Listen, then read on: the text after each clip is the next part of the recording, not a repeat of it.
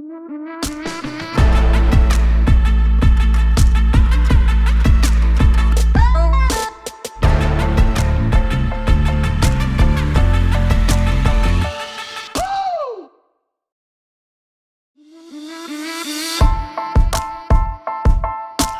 I'm Lara. I have the privilege of leading strategy here at ServiceNow. I'm also a mother, daughter, friend, ally, advocate, and I'm a woman in tech. It means a lot for me to support women in underrepresented groups. So thank you for tuning in today. So let's start with a story.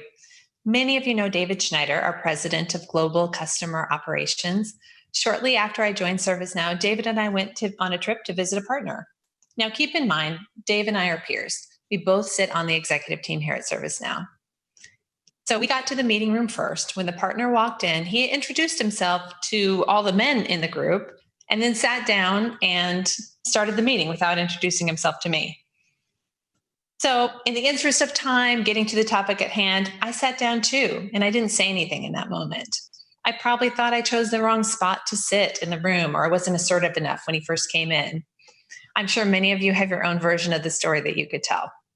Fortunately, David is an ally. He's made a huge effort to educate himself on inequities and bias, however might grow. David interrupted the partner to introduce me, and he even made a point to stress that I was playing a role leading the strategic agenda in that partnership. Then, on the plane ride home that evening, David went even further to apologize on behalf of the partner. Bottom line, even in the C-suite, women can face bias, but despite the potholes we have to go through, we can carve strong pathways. All the research tells you that men and women get an equal start in education and in the workplace. For example, the National Center for Education Statistics tracks bachelor degrees. Since the early 80s, women have actually received more bachelor's degrees than men. And in the most recent study in 2017, women received 57% of the bachelor's degrees in the US. That's a great sign. But what about women in work? Pew Research and the US Bureau of Labor Statistics said in 2019, women aged 25 plus accounted for more than half, 50.2% of the college-educated workforce. So what's the takeaway? All things being equal in education and in the workforce, why does female representation decrease in business, especially the higher you go in leadership roles? So let's take a look at some of the forces at play. Force one, promotion. As you can see in this funnel, the gap in advancement begins at the first level manager role, meaning more men get promoted into first level manager roles than women. This trend is called the broken rung, and it's even more pronounced in people of color, especially women of color. As you advance through promotions and go into roles of increasing responsibility, there are fewer women to choose from, and the gap gets exponentially larger. Force number two, confidence and aspiration. Research from Bain and LinkedIn shows that women and men start their careers with equal confidence and aspiration. But after only 2 years, both decrease dramatically for women compared to their male counterparts. Why is this? Here's my hypothesis. The fewer women advance in their careers, the fewer role models they have. And with fewer role models, there are fewer women to learn from. And women coming up in their careers have to navigate these potholes for themselves. And as many of us have experienced, that's not so easy. Let me share with you an example. Being a working mom, one of the potholes I experienced was implicit judgment. While working in consulting, I shared with a trusted senior colleague that I was having some struggles balancing my personal life and also maintaining the high demands of my job. And his response, I'm so glad that my wife has decided to stay home with the kids. At that moment, I felt 2 pothole bumps. One, obviously, from the impact of his words, but the second, I didn't have a great female sponsor, or frankly, even a male sponsor who understood who I could turn to.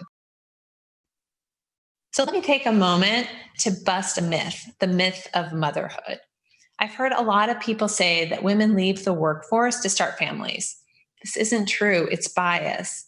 Research shows that women and men leave companies at similar rates, and women are not leaving faster to start families. In addition, Lean In and McKinsey found that very few women or men say they plan to leave the workforce to focus on family. That is until now.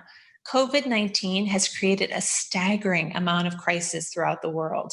And a lot of new research shows that women, especially working moms, are heavily impacted.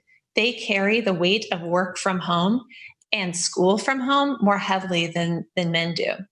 For example, I read a story in Fortune about a study that suggested that 14% of women say they had considered leaving their jobs during this pandemic so they could better manage their household responsibilities. By comparison, that's a higher percentage than what the men reported.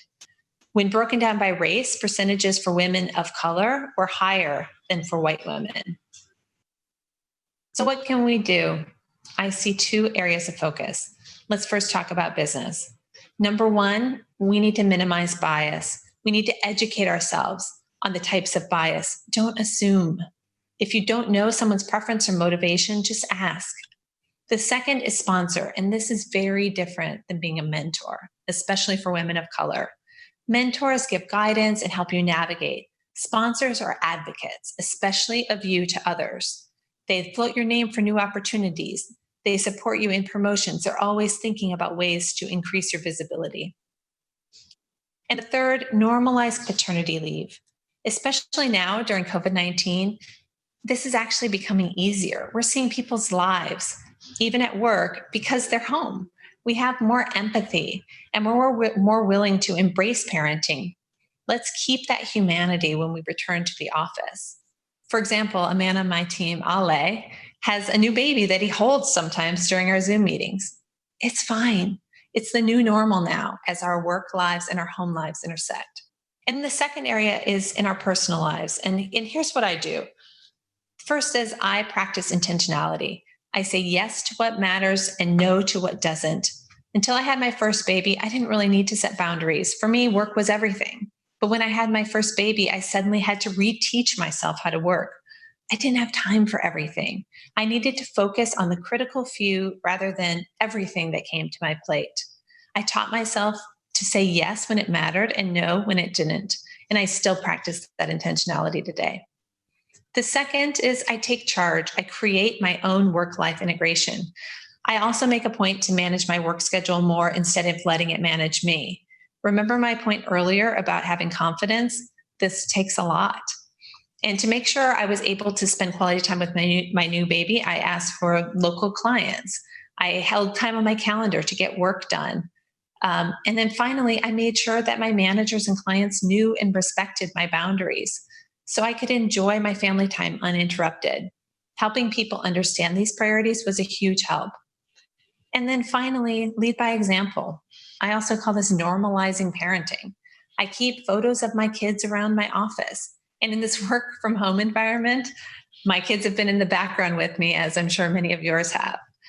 If I have to be out of work because I have to attend a child event or a doctor's appointment, I tell people why. It's how I thrive at work. If people can see that I can do it, they can believe that they can do it too. So finally, in summary, you could say that I've become an ally against potholes. I didn't have a large slate of role models helping me chart my pathway to the C-suite, so I'm sure to be an advocate for other women as they chart theirs. We all have work to do, and we're certainly not done, but I'm confident that we are making progress. Thanks for tuning in.